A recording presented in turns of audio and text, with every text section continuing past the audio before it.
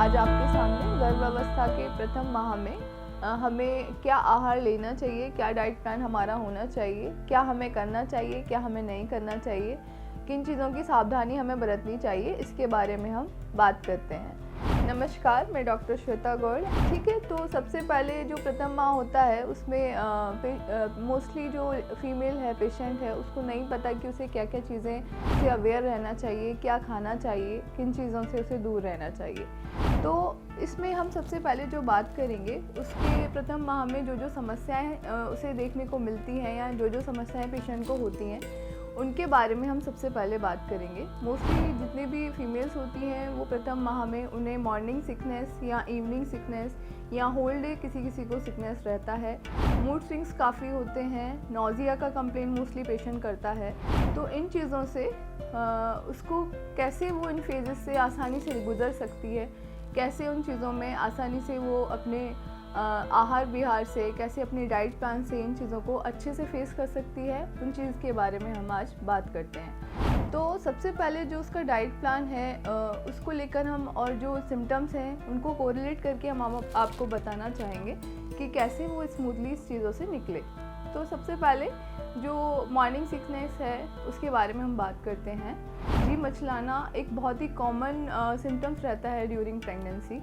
तो जी मचलाना मोस्टली सभी पेशेंट्स को होता है, किसी को शाम में होता है तो उसे हम इवनिंग सिकनेस का नाम दे देते हैं। किसी को होल डे बहुत ज़्यादा सिकनेस रहता है। तो इन चीज़ों में हमें डाइट प्लान पे बहुत ज़्यादा ध्यान देना चाहिए। किसी को हार्ट बर्न का बहुत ज़्यादा इश्यूज़ रहता है, जैसे कहते हैं पेशेंट कि उनको जलन रहता है पूरे दिन, कुछ भी तीखा खा लिया, खट्टा खा लिया तो पूरे दिन भर उन्हें बहुत ज़्यादा हार्ट बर्न का सेंसेशन रहता है।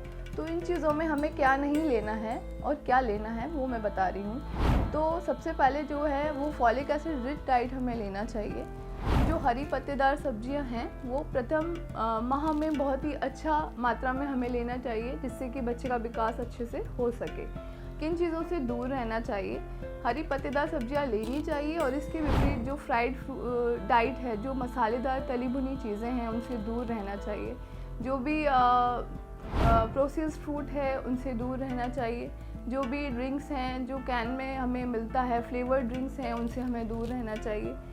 सेकेंडरी जो आता है इशू वो होता है पेशेंट को कॉन्स्टिपेशन का। कॉन्स्टिपेशन से बचने के लिए हाई कार्बस डाइट हमें लेना चाहिए, जिसमें सबसे ज़्यादा पल्सेस हैं, दालें हैं, मूंग दालें हैं, नट्स हैं। नट्स काफ़ी मात्रा में नहीं लेना चाहिए।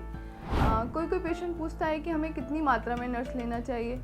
तो जो आप नॉर्मली हल्का फुल्का जो भी नट्स है, अखरोट है, भिगो के आप सुबह ले सकते हैं, बहुत ज़्यादा नहीं ले सकते हैं। इसके अलावा कुछ पेशेंट्स होते हैं जो नॉनवेज लेते हैं।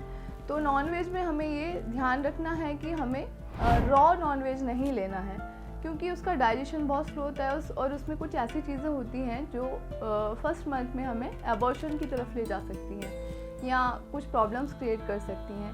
इसके अतिरिक्त हमें जो लेना चाहिए वो लेना चाहिए डेयरी प्रोडक्ट बहुत अधिक मात्रा में लेना चाहिए।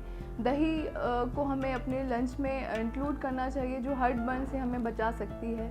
इसके अलावा जो है वो फ्रेश फ्रूट हमें काफ़ी मात्रा में लेना चाहिए। जो भी फ्रेश फ्रूट्स हैं उन्हें आप ले सकते हो। इसमें हमें बनाना अच्छा है जो आप ले सकते हैं, एप्पल है वो आप ले सकते हैं। इसके अलावा जो भी है कि सिट्रिक फ्रूट जो भी हैं वो आप अच्छी मात्रा में लें। दूसरा है कि आपको पूरे दिन हाइड्रेट रहना चाहिए। अब मॉर्निंग सिकनेस या इवनिंग सिकनेस में पेशेंट को बहुत ज़्यादा नोज़िया, वॉमिट का इशूज़ रहता है। तो पूरे दिन में जो पेशेंट है उसे 300 कैलोरी ज़्यादा लेनी चाहिए। जो अपनी नॉर्मल डाइट होती है पहले वो ले रही थी, उसके अकॉर्डिंग उसे 300 कैलोरी ज़्यादा लेनी चाहिए डाइट में। बट वो जब सिकनेस का इशूज़ चलता है तो वो अपनी नॉर्मल डाइट भी नहीं ले पाती। तो वो ये कोशिश करे कि थोड़ी देर पे, हर 4 घंटे पे थोड़ा कुछ ना कुछ लेती रहे, जिससे कि उसको ओवर ईटिंग भी नहीं होगा और जो रिदम है उसका डाइट का वो बना रहेगा और डाइजेशन भी उसका प्रॉपरली होगा। इसके अलावा क्या नहीं करना चाहिए पेशेंट को ड्यूरिंग प्रेगनेंसी, फर्स्ट मंथ में भी और वैसे भी, तो उसको स्मोकिंग और अल्कोहल से बहुत दूर रहना चाहिए। इसके अलावा आप कैफ़ीन भी ले सकते हो, बट एक लिमिटेड क्वांटिटी में।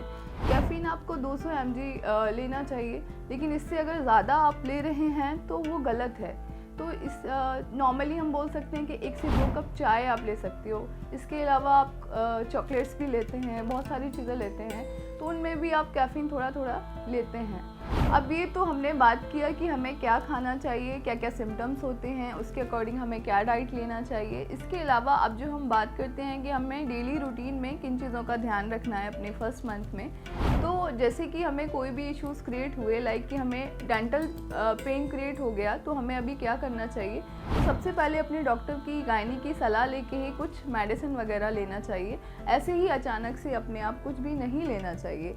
इसके अलावा सबसे पहले जैसे ही हमें कंफर्म होता है कि प्रेगनेंसी है, हमें तुरंत अपने डॉक्टर से संपर्क करना चाहिए, जो भी आपका डॉक्टर हैं उनसे संपर्क में आए और जो भी वो मेडिसिन दें। इसके अलावा कुछ जांचें ज़रूर करवा लें ताकि आपको ये पता लग सके कि आपको कोई इश्यूज़ तो नहीं है। जैसे कि हीमोग्लोबिन का इसमें बहुत रोल है कि आपका HB लेवल कम तो नहीं है, आपका थायराइड हार्मोन इसमें बहुत महत्वपूर्ण है। अगर आपको थायराइड हार्मोन में कुछ भी इश्यूज़ क्रिएट हो रहे हैं तो उसके अकॉर्डिंग आप तुरंत ही मेडिसिन लें, क्योंकि फर्स्ट मंथ में शुरू के 3 महीनों में अगर आपको थायराइड में कोई इशू आता है तो वो बहुत बड़ा एक मेजर रोल प्ले करता है मिस्ड अबॉर्शन या कोई भी तरह की समस्या या ब्लीडिंग शुरुआत करने में।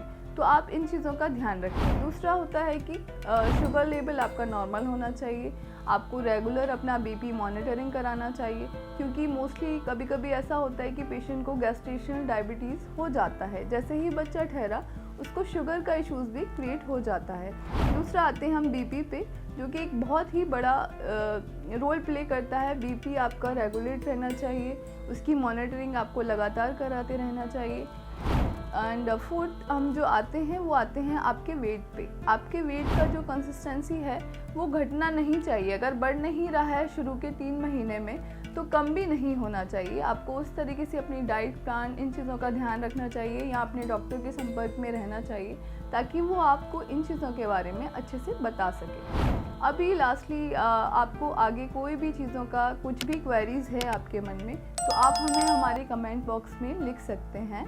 और इसके अलावा अगर आपको आगे किसी भी टॉपिक पे वीडियो चाहिए तो आप हमारे कमेंट बॉक्स में जाके उसमें लिख सकते हैं।